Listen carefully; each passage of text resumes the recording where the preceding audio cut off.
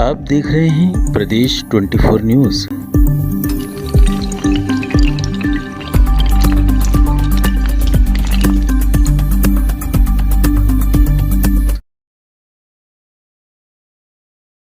माननीय देवेंद्र कुमार जी रावत जो कि मानस भारती में के संपादक हैं। इसके बाद विशिष्ट अतिथि के रूप में डॉक्टर रजनीश मानस जी जो कि होम्योपैथिक कॉलेज में प्रोफेसर हैं।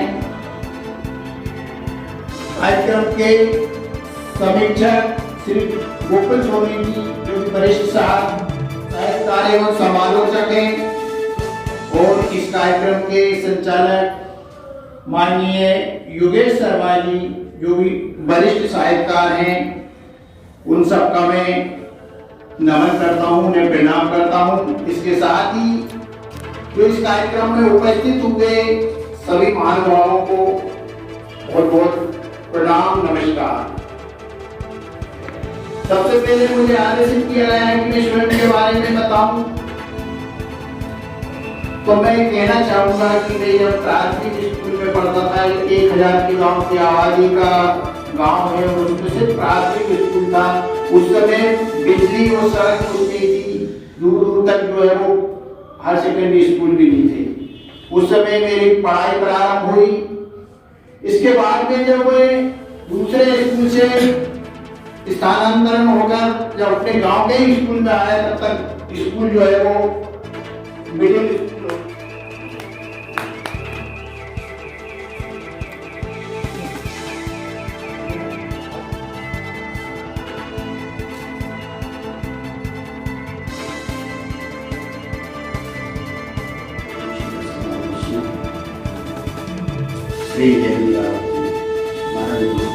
मरण द्वय आज के जो उत्सव मूर्ति है,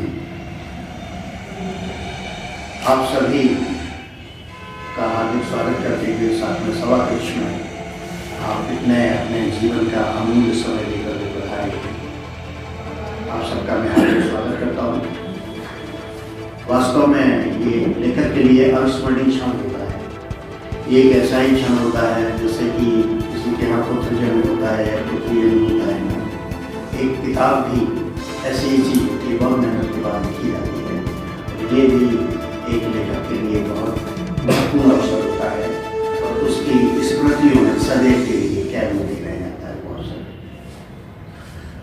मैंने आपकी जो पुस्तक है राष्ट्रपति जी द्वारा मुझे दी गई, सच बात तो ये थी कि सामने कुछ व्यस्तताएं अधिक होने की वजह से पहले तो मैंने परीक्षा दी थी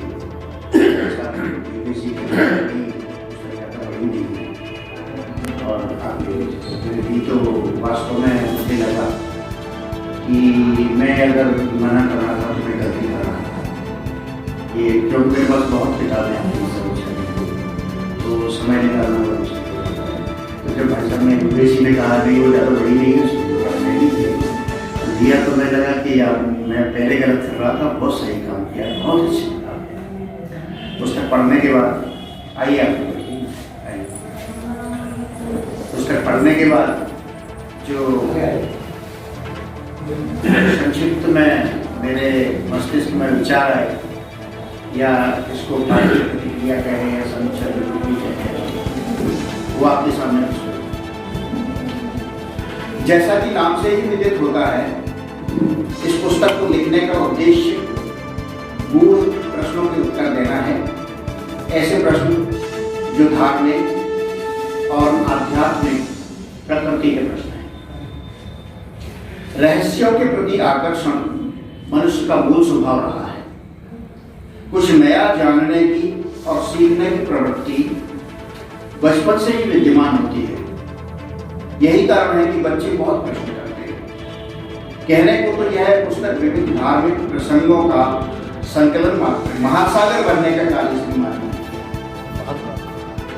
जिसमें इन्हें निश्चित ही बहुत समय लगा होगा, क्योंकि जिस संकलन पुस्तक का आधार महान विचारकों, चिंतकों, ऋषियों और विद्वानों द्वारा रचित 34 ग्रंथ और पुस्तकें हों, तब कार्य बहुत श्रम साध्य और जटिल हो जाता है।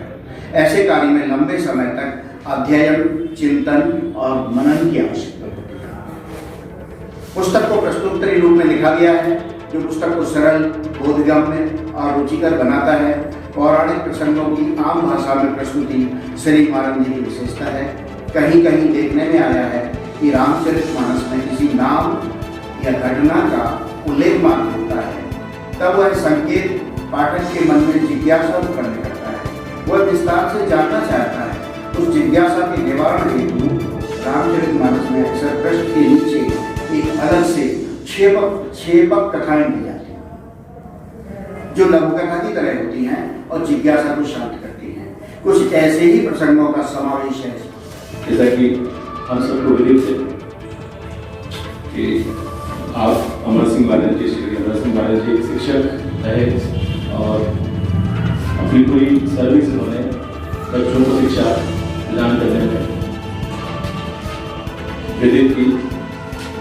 और रिटायरमेंट के बाद भी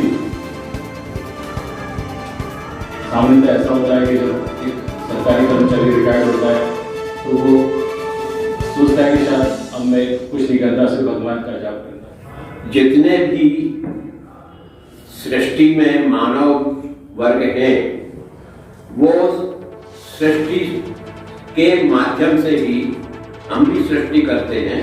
ब्रह्मा जी ने भी सृष्टि की है और इस संसार को कुछ देने के लिए ही हमें भेजा है। इस संसार को कुछ देने के लिए ही हमें भेजा है, लेकिन हम अपने प्रारब्ध के कर्मों से हमने अपनी दुर्गति कर ली है, तभी हम अपने कर्मों का भोग रहे। आपका शुभ नाम? अमर सिंह महाराज। ये पुस्तक का जो आपने लिखी है किस विषय पर है? ये अध्यात्म से संबंधित है, धार्मिक गूढ़ार्थ प्रश्नोत्तर हैं। इसमें ऐसे प्रश्नोत्तर शामिल किए गए हैं जो एकदम नवीनता लिए हुए हैं। इनका उद्देश्य मेरा व्यक्ति को अध्यात्म से जोड़कर सदाचार की ओर ले जाना, भारतीय संस्कृति से जुड़े रहना, हमारे संस्कार को बढ़ावा देना, यही मेरा उद्देश्य था इसको बनाने के लिए। पुस्तक लिखने की प्रेरणा कहाँ से मिली? पुस्तक लिखने की प्रेरणा मुझे जो है वो बहुत पहले से ही जो है मेरा इसमें रुचि रही है। और मैं जो है जब भी मुझे अपने कर्तव्य से जो है वो फुर्सत मिलती थी, मैं इसका लेखन कार्य मेरा चालू रहा। जैसे ही मैं सेवानिवृत्त हुआ, इनको जो है मैंने प्रकाशित कराने का कार्य किया। इसमें कोई तकलीफें भी आई होंगी लेखन कार्य करने में?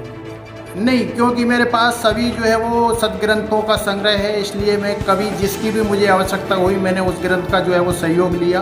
किसी प्रकार की मुझे परेशानी अनुभव नहीं हुई। और मेरे पास अभी 200-300 के लगभग प्रश्न जो है वो संग्रह कर लिए। इसमें सिर्फ मैंने 100 प्रश्नों को लिया है। अगर इसकी जो है वो लोगों की मांग पड़ेगी तो मैं इसका अगला भाग भी जो है प्रकाशित कराने का प्रयास करूँगा। परिवार की का सहयोग किस प्रकार रहा आपको प्रशांत? परिवार का सहयोग ये रहा है कि मुझे जो है वो दूसरे कामों से जो है वो व्यस्तता मेरी नहीं रही। दूसरे काम जो है वो परिवार वाले संभालते रहे, तो मैं अपना लेखन का कार्य चालू रखा। इसमें मैंने एक चीज़ जो है वो नई जोड़ी है, जो कि हमारे उससे कोर्स से संबंधित है। हमारे शिक्षकगण भी हमारे साथ बैठे हुए हैं। कक्षा 8वीं के कोर्स में एक नवसंवत्सर करके पाठ है और उसमें नवसंवत्सर के बारे में संक्षिप्त जानकारी दी है। और नीचे लिखा हुआ शिक्षण संकेत में कि जो है वो शिक्षक जो है वो नवसंवत्सर चक्र से जो है वो इसको बच्चों को समझाए। जब मैंने शिक्षक प्रशिक्षण हुए अधिकारियों से पूछा कि ये नवसंवत्सर चक्र क्या होता है, तो इसके बारे में कोई ने जवाब नहीं दिया। फिर मैंने इसका जो है वो संग्रह किया और मैं अपनी ओर से मैंने नवसंवत्सर चक्र बनाया, ये वाला जो आपको एकदम नया मिलेगा, कहीं दूसरी जगह नहीं मिलेगा। और ये कक्षा 8वीं की हिंदी से संबंधित है। मेरा प्रयास रहेगा कि शिक्षा विभाग जो है वो इसको 8वीं की हिंदी में अगर सम्मिलित कर ले तो उसमें शिक्षक और विद्यार्थी सभी का जो है वो लाभ होगा। इसके अलावा और भी जो लेखन कार्य और पठन पाठन से जुड़े लोग हैं, उनको पढ़ने के लिए कैसे जागरूक करेंगे आप?